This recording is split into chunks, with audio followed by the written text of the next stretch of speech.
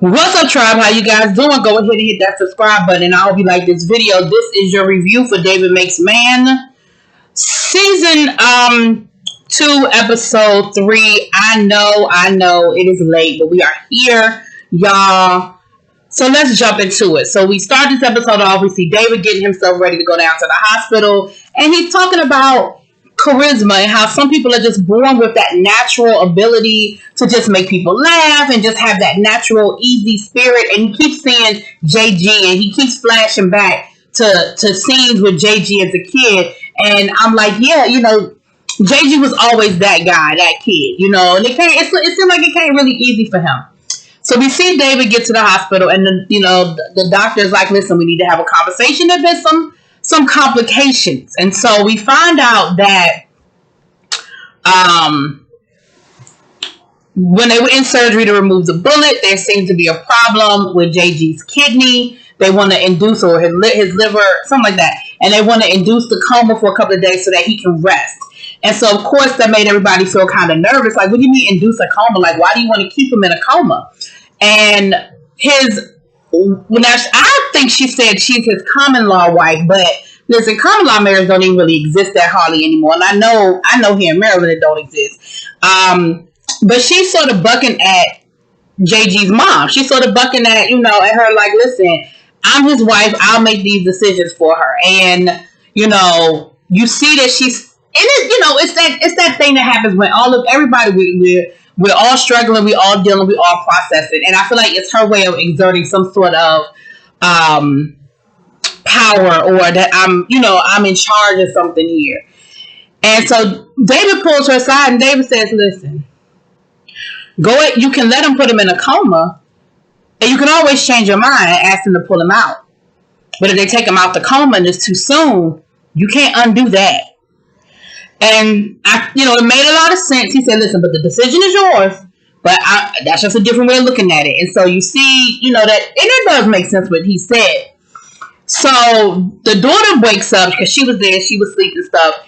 And, she's asking about her dad, and, is her dad okay and everything. And you see mom is talking to her. I think Trish, is JG's girlfriend / wife situation. So David offers to take her down to the cafeteria to get her something to eat. And she was like, listen, you ain't got to pacify me. I ain't no kid. He was like, I'm not trying to pacify you. Let me take you to get something to eat. So then we have this really awkward scene between him and her down to the cafeteria. It's clear that he does not know his niece at all. He don't know that the girl is vegan. He don't know what to say. Like, it's like everything he says is wrong. And part of it's her. Because again, she's processing her dad she don't know what's going on with her dad, whether he gonna live or die, so part of it is that. And then David, trying to make conversation says, your dad used to like, certain type of sandwich or something. And she was like, why would you say that? Why would you say used to, as if he's dead already? And again, I don't think he meant it that way. It was really innocent. And, I think most of us would have kind of worded it that way. It was really, an innocent statement. So the next day, David again he's still having his night sweats. He wakes up in the middle of the night, and the next thing we see him, he's at a therapist, which actually it sort of surprised me that David went to a therapist, that he acknowledges that he needs to talk to somebody about something. That actually kind of surprised me that he did that. But he's there, and of course little JG is sitting next to him, and he's not really saying a whole lot. And then he finally says to the doctor, he said, sometimes I see people that are dead, or at least people that I've killed in my mind. Like, either they are dead to me, or I think they're dead. And, the doctor says, well, a lot of times, we do that to sort of cope with what's going on and deal with the trauma of what's going on. And then we have another one of those David moments where he's, in his mind curses her out, but he doesn't really say it. He's like, basically telling her, well, fix me then. Like, I'm here for you to fix me. I'm telling you what's wrong. Now I need you to fix me. And she's like, listen, it doesn't work that, it's not that easy. It's not that simple, but talk to me more about, these people that you see. Like, are these people that are dead?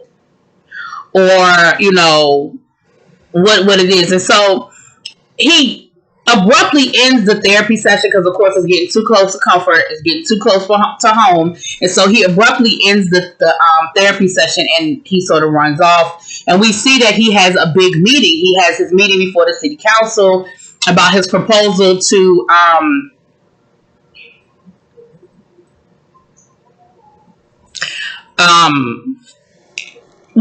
about the proposal for the Ville. And of course, he's being David. You know, he's got all the right answers. He's smiling. He's being charismatic. He's turning that on button, that switch. And he's got everybody convinced. Like, he had all the right answers at the right time. And they said, well, is there anybody here that opposes this move?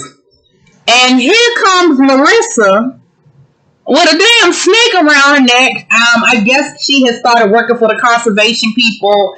And she's in there talking about how this, piece of land, if they were to redevelop it would endanger the wildlife that's down there. And, of course, this catches David off guard. He doesn't have the answers. It was this report, that he was supposed to have, and he didn't have it yet. And, so the city council member was like, listen, we won't make any further decision. We won't, move this proposition forward until you get this report. And then you and her need to work together, talking about Marissa. So now him and Marissa are going to be working together on this proposal. He gets back to his office, and who was sitting at his desk in his office is Padilla's nephew. And he calls Padilla on his iPad. And David is standing in his office talking to Padilla. Padilla's like, I thought you said this was a done deal. David was like, I also told you this was going to be a process.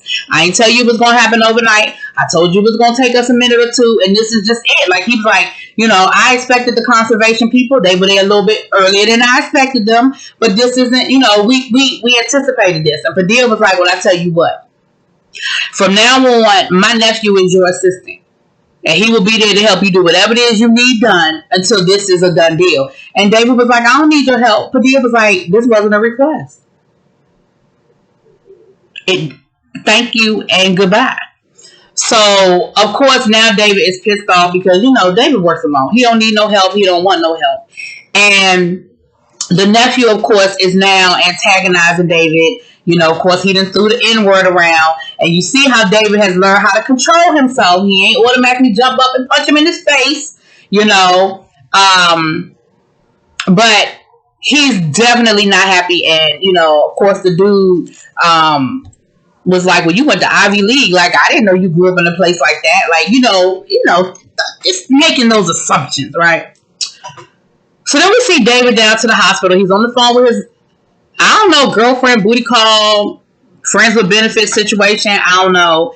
And he's, basically calling to let her know that, he's, and I didn't get the impression that he had told her what was going on. Oh, that's the other thing that the nephew brought up. He talking about something. The Ville is still a dangerous place. I heard a cop got shot down there a couple of weeks ago. Of course, that's JG. David don't say anything.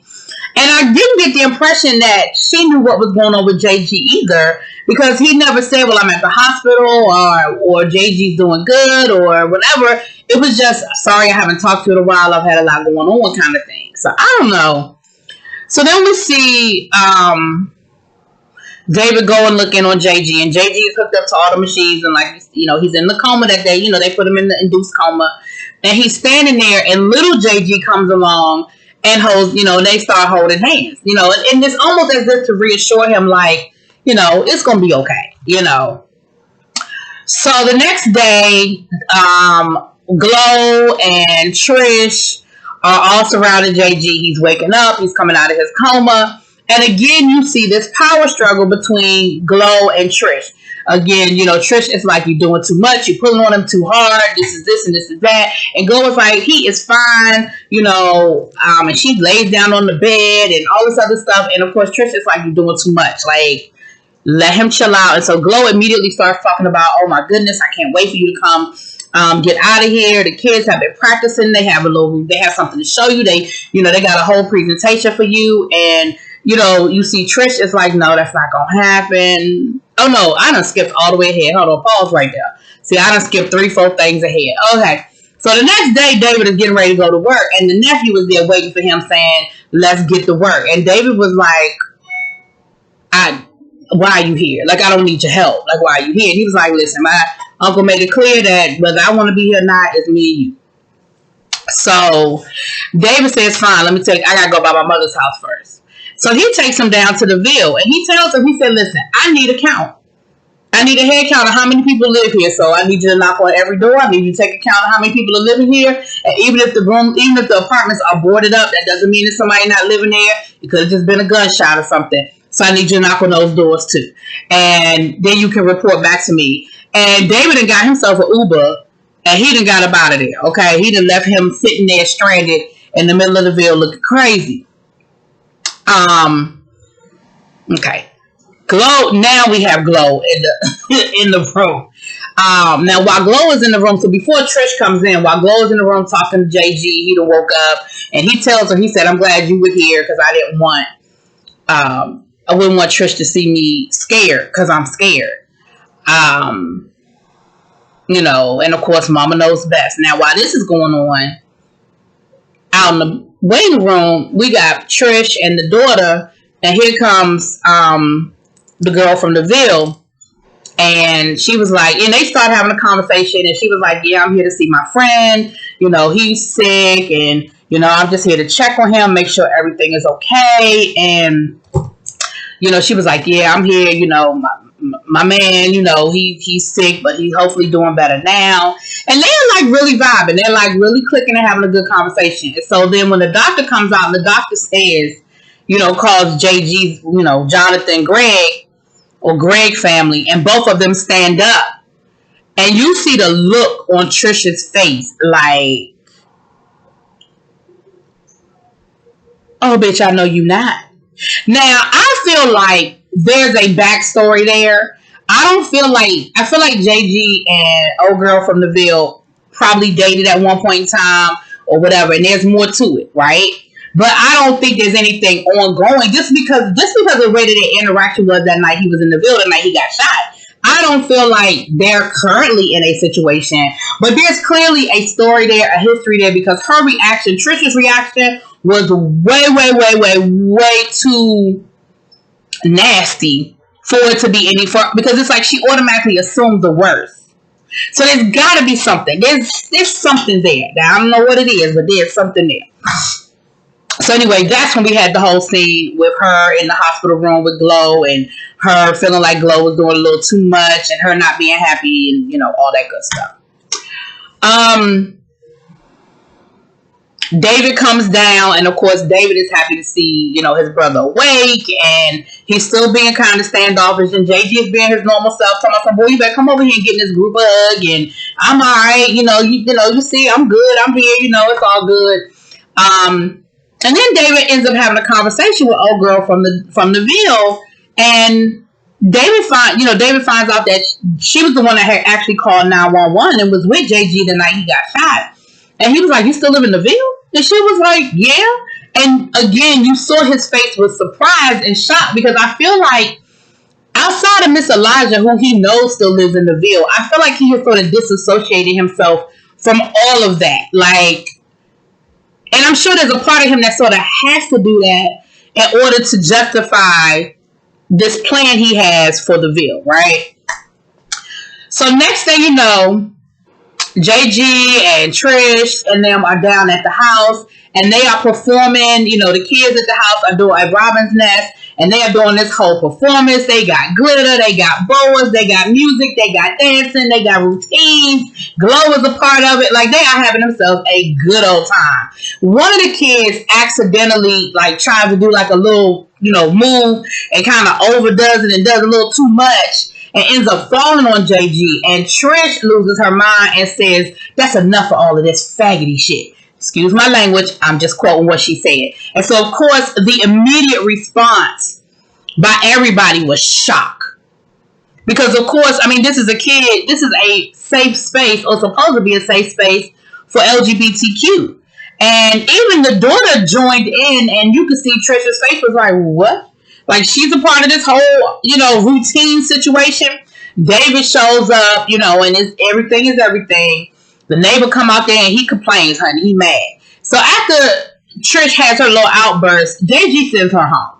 He sends her home. He tells her, listen, because she's like ready to go. And he said, well, I'm gonna stay here for a little bit longer, with my family. And of course, she's kind of looking at him like, for real? And he's like, yeah, like, go on somewhere before you get yourself in more trouble, So,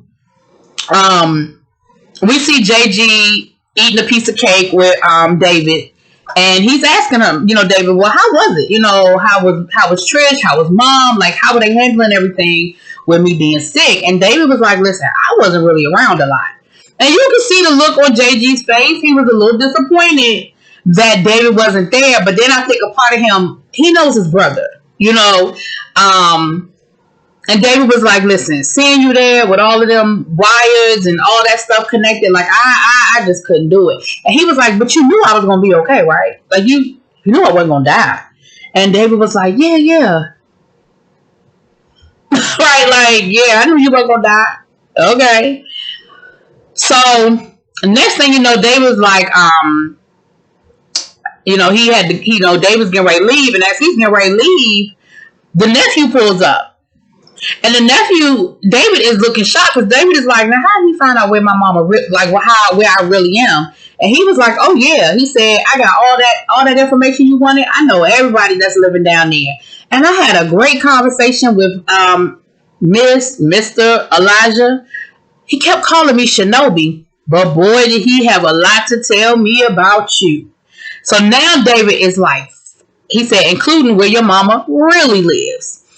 And he said, so come on, we got work to do. So, of course, now David is pissed because Miss Elijah done told all the business. And Lord knows what Miss Elijah done told. Because, again, we know that Miss Elijah we're getting the impression that she's a little senile. He is a little senile, and so forth. Now, as David is leaving, old girl from the Ville is walking up.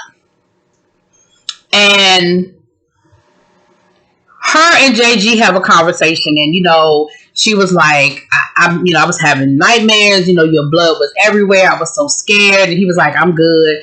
I'm okay. And you definitely get the impression that there is a story there. There's a history or a past, some unfinished business or whatever. And even when she, they were real close to each other. And even when she said, it's time for me to go,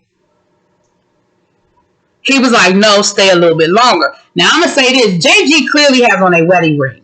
But I really feel like I heard Trish say that she's common law. Now, maybe she said she's the wife, and maybe I heard common law. I don't know. But JG clearly has on a wedding ring.